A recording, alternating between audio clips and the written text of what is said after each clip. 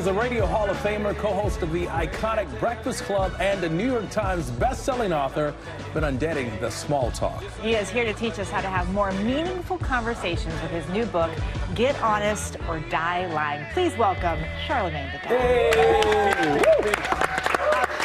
Thank you for having me, by the way. Oh, good to have you here. The thing that stands out to me when I look at this book cover, that little line, why small talk sucks. That's right.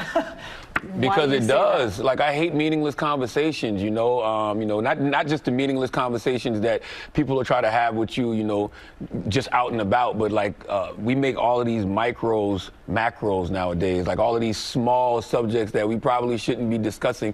We discuss on these macro levels, and then when the macro things come across our desk, we don't even know how to discuss those things, if we even discuss them at all. So that's why I think small talk sucks. I hate it. But what's your best advice when it comes to having those tough conversations? I mean, being honest can sometimes hurt feelings. Well, it's just about setting a boundary, right? Like, sometimes somebody will come to you and they'll start having a conversation with you about something that you don't want to talk about. It's okay to tell that person you don't want to talk about this. It's perfectly fine. Like, it's perfectly fine to say, hey, instead of talking about that, let's talk about this. Or if we're going to talk about that, let's try to find the actual issue that we should be discussing, especially in this era, because like everything's so celebrity driven, especially in America. So we find ourselves discussing like the celebrity of things instead of finding like what's the actual issue or idea we should be talking about this to make this a larger conversation.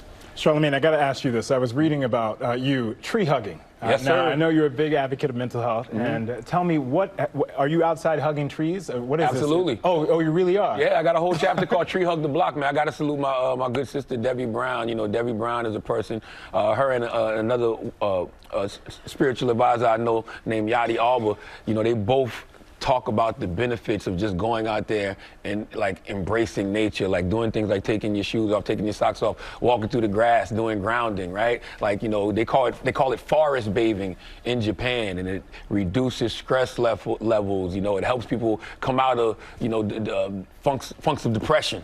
And so it's just something that it's there. Like, we got all of this fresh air, we got all of this trees, all of this grass, but we'd rather be in the house on our phones and our laptops. Like, no, go outside and take a deep breath. How has it worked for you?